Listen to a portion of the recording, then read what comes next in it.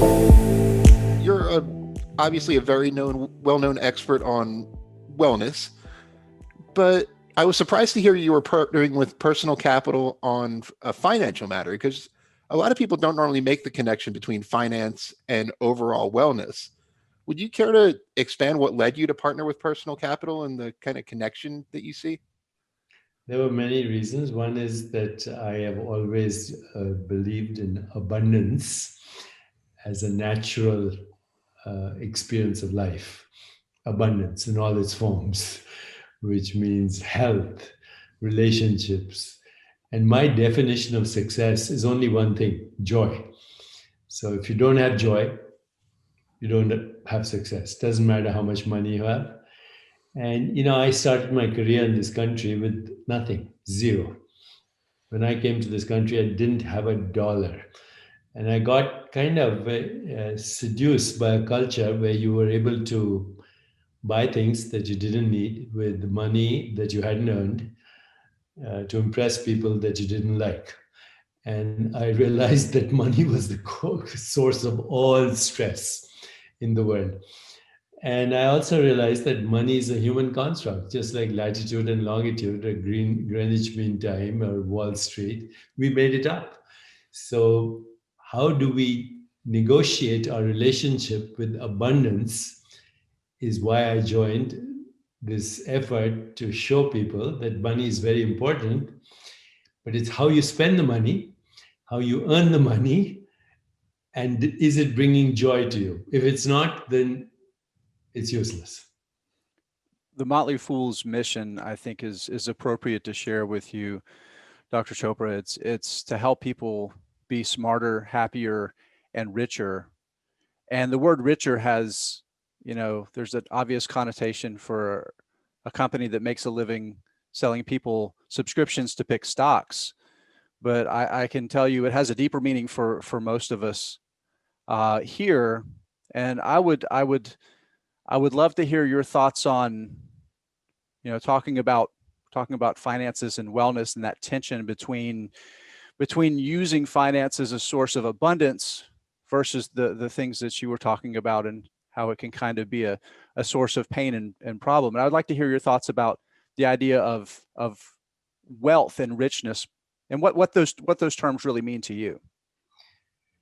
Okay, so I've been on the scientific advisory board of the Gallup organization, where we look at well-being in all its different aspects, in all its different buckets.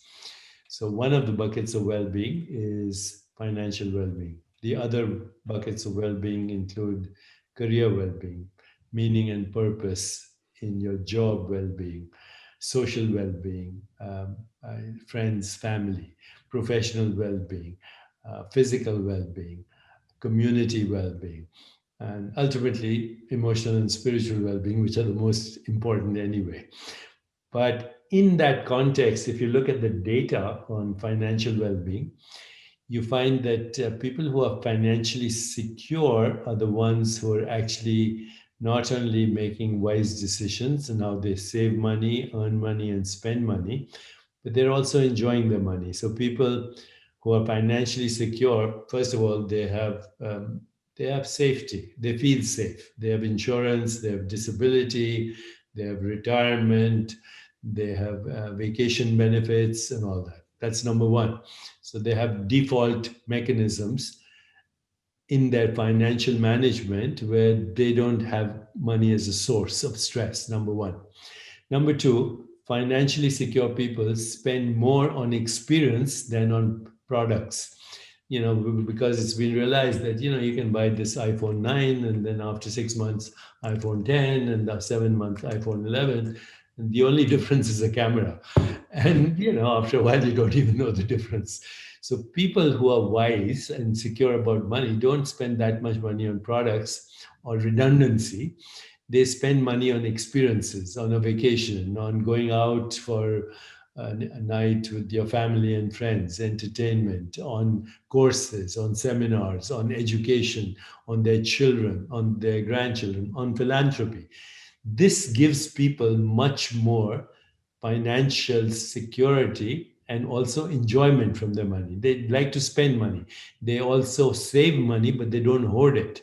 So I know a lot of people, for example, who are hoarders. They just hoard, hoard, hoard, hoard. So that becomes a source of anxiety. A lot of people who's confuse net worth with self-worth. So depending on the stock market in the evening, is everything that is about life, whether they have sex in the evening or whether they go to a restaurant or whether they smile or whether they scream at their spouse, all depends on what happened in the stock market. So self-worth and net worth is totally confused.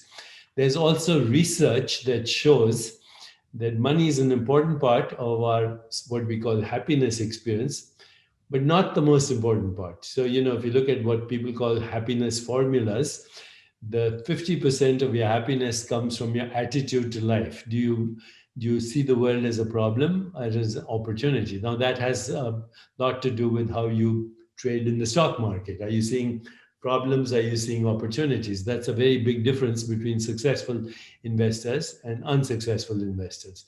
So people who are happy have a set point that looks for opportunities instead of problems.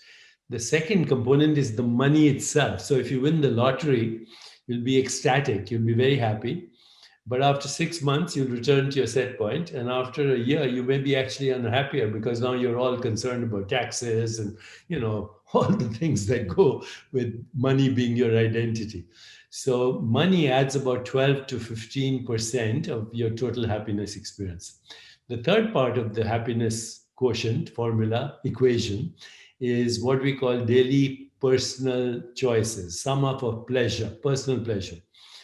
Sex, food, entertainment, alcohol, shopping. Do they make you happy? Yes, but only transiently. So, if you went on a shopping spree, you'll be ecstatic today. Tomorrow, you may be regretting. 3 days later, you may be depressed. But if you find meaning and purpose in your life, if you have the ability to make other people happy, and if you're generous in how you spend money, generosity of spirit, that makes you very happy. So that puts money in context, about 15% of your daily happiness experience. Matt? So I want to get back to what you were saying about how people confuse their net worth and self-worth. One thing that people struggle with a lot, especially on our shows that we've heard from listeners, is failures when it comes to money. How do you get past failure? So, for example, if I make a bad investment, which pretty much everyone that listening has done at one point or another, if I, spend money foolishly, or not the Motley Fool foolishly, but the bad way, how do you get past that and move forward? How would you advise people to deal with financial failure and move forward in a positive way?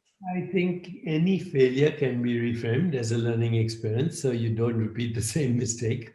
But you don't say, I'm never going to make a mistake again, because if you don't make mistakes and you don't take risks, you're never going to have an adventure, and life should be an adventure. And otherwise, life becomes an algorithm. And I think human existence is based on enjoyment. Enjoy, so take risks, make mistakes. Don't take the same mistakes over and over again. That's being a fool. Otherwise, reframe failure as a learning lesson.